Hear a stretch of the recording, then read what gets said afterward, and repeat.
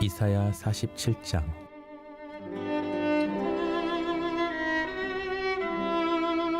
처녀딸 바벨론이여, 내려와서 티끌에 앉으라. 딸 갈대하여, 보좌가 없어졌으니 땅에 앉으라. 내가 다시는 곱고 아립답다 일컬음을 받지 못할 것이라. 맷돌을 가지고 가루를 갈고 노울을 벗으며 치마를 걷어 다리를 드러내고 강을 건너라.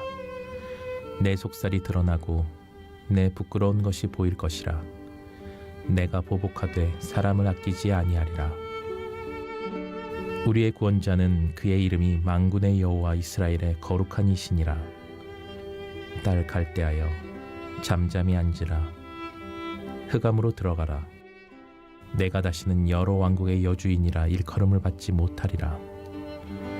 전에 내가 내 백성에게 노하여 내 기업을 욕되게 하여 그들을 내 손에 넘겨주었거늘 내가 그들을 긍휼히 여기지 아니하고 늙은이에게 내 멍에를 심히 무겁게 메우며 말하기를 내가 영영이 여주인이 되리라 하고 이 일을 내 마음에 두지도 아니하며 그들의 종말도 생각하지 아니하였도다.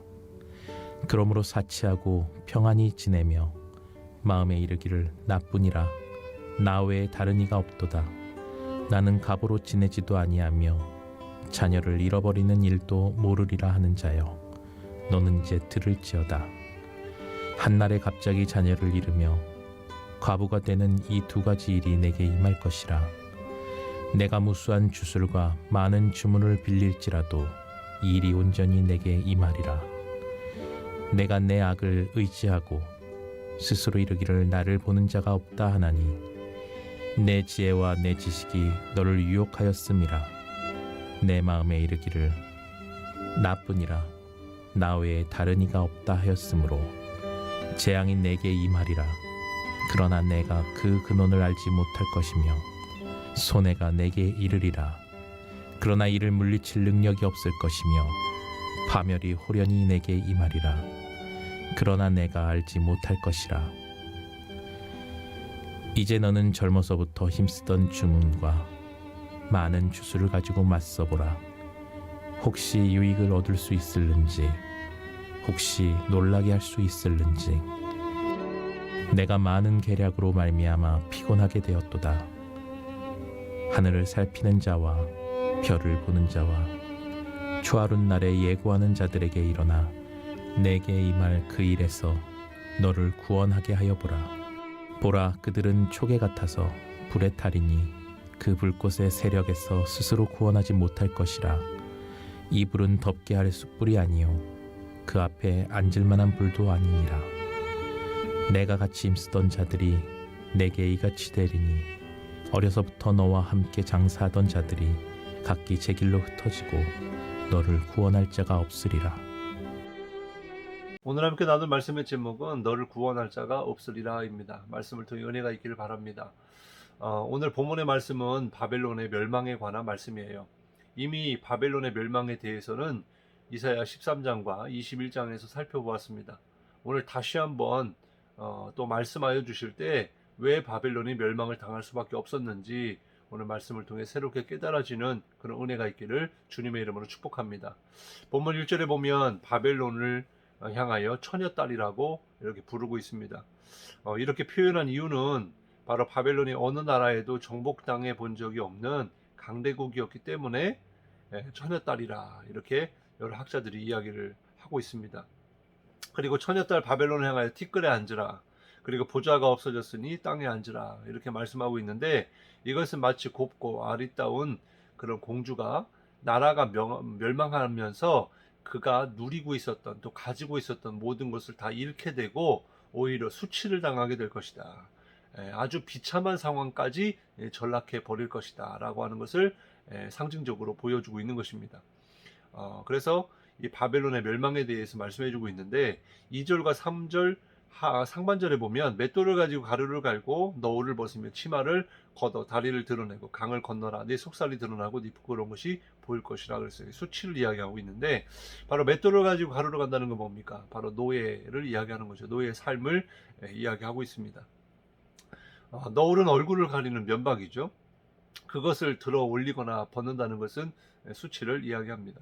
그리고 다리를 드러내고 강을 건너라라고 하는 것은 이 바벨론이 위치한 그 곳이 우리가 말씀을 살펴본 것처럼 해변 광야라고 했는데 강과 강 사이에 있거든요.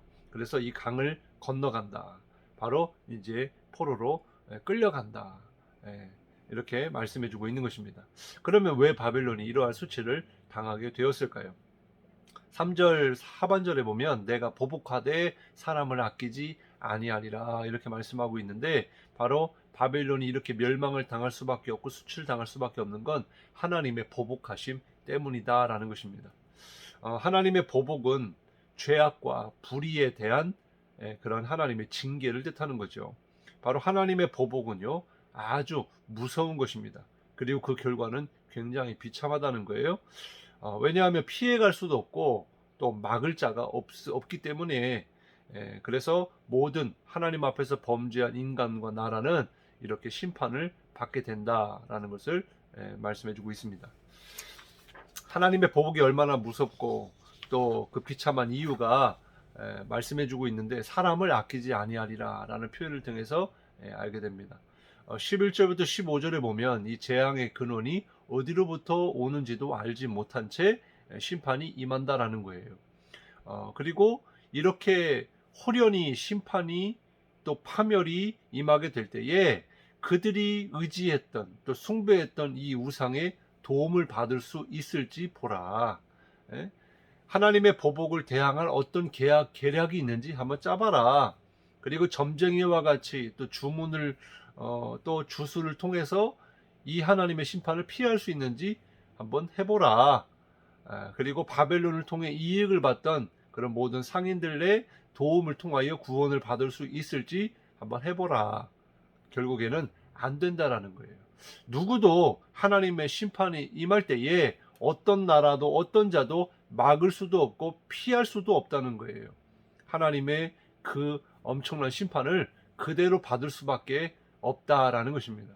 그러면 왜 하나님이 이 바벨론을 보복하셨을까요? 6절부터 8절 말씀에 보면 전에 내가 내 백성에게 노하여 내 기업을 욕되게 하여 그들을 내 손에 넘겨주었거늘 네가 그들을 긍휼히 여기지 아니했다 이렇게 말씀해주고 있는데 바로 하나님께서 범죄한 이스라엘을 징계하기 위하여 바벨론을 쓰신 거죠. 그런데 이 바벨론이 하나님의 그러한 섭리와 계획을 깨닫지 못했습니다. 물론 그 바벨론은 하나님을 믿지 않는 민족이죠. 나라죠. 그리고 그러니까 바로 하나님의 뜻을 깨닫지 못할 뿐만 아니라 하나님의 백성들을 이제 포악으로 다스리게 되었습니다. 그래서 말씀해 보면 늙은이에게 네 멍에를 심히 무겁게 메웠다 이렇게 말씀해 주고 있어요. 그러니까 이렇게 어린아이나 또 여자들이나 또 이 늙은이들까지 이 어르신들을 긍휼히 여기지 아니했다. 포악을 저질렀다라는 거예요. 뿐만 아니라 또 교만이 하늘 꼭대기에까지 올라서 영원히 안주인으로서의 생활을 할 것이다. 자신의 모든 사치와 부귀를 누릴 것이다. 라고 하는 그런 착각에 빠져 있었습니다. 그리고 바벨론은요, 하나님을 믿지 않는 나라였고 그들 가운데는 굉장히 많은 또 뿌리 깊이 박혀 있는 우상 숭배가 만연해 있었습니다. 그렇기 때문에 하나님의 보복의 대상이 되었던 것이에요. 오늘 말씀을 통해 깨달을 수 있는 것은 뭡니까? 바로 우리가 의지하고 또 우리가 누리고 있는 그러한 세상의 물질과 권력 그리고 영광은 영원하지 않다라는 것입니다. 한순간에 사라지게 되는 것들이에요. 뿐만 아니라 하나님의 영광을 위하여 내가 가진 것을 잘 선용하지 않을 때에 오히려 자신의 쾌락과 만족을 위해 쓰면서 자기 마음대로 살게 될 때에 오히려 물질과 권력으로 인하여 하나님의 보복의 대상이 될 수 있다라는 것을 말씀해주고 있는 것입니다. 요한계시록 16장부터 18장에 보면 땅의 왕들을 다스리는 큰 성 그리고 물 위에 앉아있는 음녀가 나오는데 바로 영적 바벨론을 이야기해주고 있습니다. 오늘 말씀과 요한계시록을 오늘날에 적용해 보면 하나님이 아닌 세상 문화와 이 가치에 물들어서 하나님을 떠나게 만드는 그런 악한 세력이 존재하고 또 그 악한 세력이 지금도 우리의 삶에 또 우리의 교회까지도 이렇게 침투하여서 이 만몬에 빠지게 만드는, 세상의 가치와 향락에 빠지게 만드는 그런 현실 가운데 있습니다. 근데 중요한 사실은 이러한 악한 세력들이 반드시 하나님께 심판을 받게 될 테지만은, 그러나 그 악한 세력의 미혹과 시험이 우리를 넘어뜨려서 우리 또한 심판을 받게 된다는 거예요. 근데 더 중요한 것은 마귀가 우리를 넘어뜨린 것이 아닙니다. 넘어뜨리려고 시험하는 거죠. 죄가 우리를 원하는 것입니다. 우리가 그 죄를 원하지 않으면 되는데, 문제는 그것을 받아들이는 것이 가장 큰 문제요, 핵심이죠. 이러한 악한 세력들과 또 하나님께 돌아오지 않고 이렇게 미혹과 시험에 빠져서 교만함과 세상의 향락과 가치와 문화를 따라가면 결국에 모든 나라, 모든 인간들은 심판을 받게 된다라는 것입니다. 요한계시록 18장 17절부터 19절에 보면 그 하나님의 심판이 임하게 될 때에 한 시간에 망하였도다, 이런 표현이 나와요. 그러니까 하나님의 그 정말 언제 어느 때에 다시 오실지 우리는 알지 못하지만, 하나님이 오시게 되면 어디에도 피할 수도 또 막을 수도 없다는 거예요. 한순간에 임하게 된다는 것입니다. 그러면 우리가 어떻게 이러한 영적인 메시지를 통하여서 우리가 할 것은 무엇인가, 우리가 대처하고 또 우리가 이 말씀을 깨닫고 행해야 될 우리의 삶의 태도와 이 적용이 무엇일까 생각해 보면, 요한계시록 17장 14절에 그들이 어린 양과 더불어 싸우려니와 어린 양은 만주의 주시요 만왕의 왕이심으로 그들을 이기실 터이요 또 그와 함께 있는 자들 곧 부르심을 받고 택하심을 받은 진실한 자들도 이기리로다. 또 18장 4절에 보면 또 내가 들으니 하늘로부터 다른 음성이 나서 이르되 내 백성아 거기서 나와 그의 죄에 참여하지 말고 그가 받을 재앙들을 받지 말라 그래요. 하나님의 말씀에 귀를 기울여야 됩니다. 그리고 또 우리 주님이 다시 오실 때는 만왕의 왕으로 모든 세상을 심판하시고 또 구원할 자를 구원하시는 만왕의 왕이요 만주의 주로 이 땅에 오시게 될 텐데, 그와 함께하는 자들이 승리하게 될 것이다 라고 말씀하고 있어요. 주님이 승리하시고 주님과 함께하는 자들이 승리한다. 결국에는 주님과 동행하는 자들, 또 주님을 가까이 하는 자들, 주님을 믿는 자들이 승리하게 된다는 거죠. 그래서 오늘날 우리가 하나님의 그런 은혜 속에 살고 있지만 호시탐탐 우리를 넘어뜨리려고 하는 그런 악한 세력들의 미혹과 시험이 있습니다. 이것을 우리가 우리 힘으로 이길 수 없습니다. 그렇기 때문에 하나님을 더욱 가까이 해야 되는 거예요. 하나님을 가까이 하지 않고 멀리 떨어져 있으면 언제 어떻게 이리와 사나운 짐승이 와서 잡아먹힐지 모르는 것입니다. 그렇기 때문에 우리는 주님 안에, 양의 이 안전은요 울타리 안에 있어야 안전하고, 또 그보다 더 안전한 것은 바로 목자의 품에 안겨 있을 때가 가장 안전한 것이죠. 그러므로 우리가 이 땅을 살아가면서, 오늘날을 살아가면서 중요한 것은 주님 안에 있어야 된다는 거예요. 주님을 가까이 해야 된다는 것입니다. 어떠한 유혹이 와도, 그래서 화려하고 부귀와 명예를 준다고 유혹할지라도 하나님을 절대로 떠나지 말아야 됩니다. 그리고 그것이 영원할 것처럼 우리를 유혹해도 영원하지 않아요. 영원한 분은 하나님밖에 없어요. 고난과 역경이 많을 때에도 우리는 그 고난 속에서 주님을 바라볼 수 있어야 됩니다. 화려함이 있지만 그 화려함에는 뒤에는 심판이 있다는 거, 그리고 고난이 있지만 그 뒤에 영광이 기다리고 있다는 거, 이것을 잘 분별할 줄 알아야 됩니다. 그래서 주님 없는 세상의 아름다움을 따라가지 말고, 세상의 문화와 가치를 따라가지 말고, 사람들의 부와 명예를 부러워하지 말고, 오직 말씀을 가까이 하고 주님만 의지해야 될 줄로 믿습니다.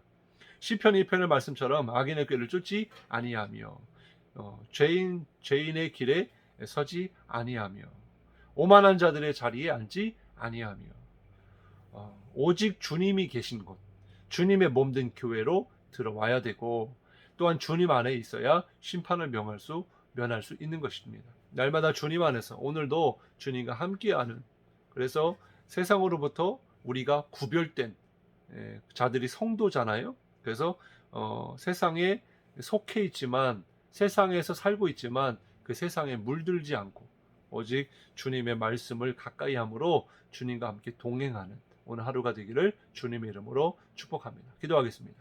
하나님 감사합니다. 오늘 바벨론의 멸망에 대하여 말씀을 우리가 생각해 보았습니다. 하나님 눈에 보이는 세상의 향락과 또 부귀와 명예와 사치와 호화로운 그런 삶을 누구나 원하지만 그러나 더 중요한 것은 하나님이신 줄 믿습니다. 이러한 바벨론의 그런 미혹과 시험이 오늘날에도 있는데 하나님 정말 이 만몬주의에 빠지지 않게 하시고 또 부귀와 명예 이 모든 것들은 영원하지 않다는 것을 깨닫게 해주시며 영원한 분은 하나님이시고 영원한 생명이 하나님께 있음을 우리가 기억하며 깨닫기를 원합니다. 그래서 오늘도 주님과 함께 동행하게 하시고 주님과 함께 할 때에 언제 주님이 오실는지 우리는 승리하게 될 줄로 믿습니다. 오늘 그 주님을 가까이 하며 주님을 잘 믿으며 주님과 함께 동행하는 오늘 복된 삶이 되게 도와 주옵소서. 감사드리며 예수님의 이름으로 간절히 기도드리옵나이다. 아멘.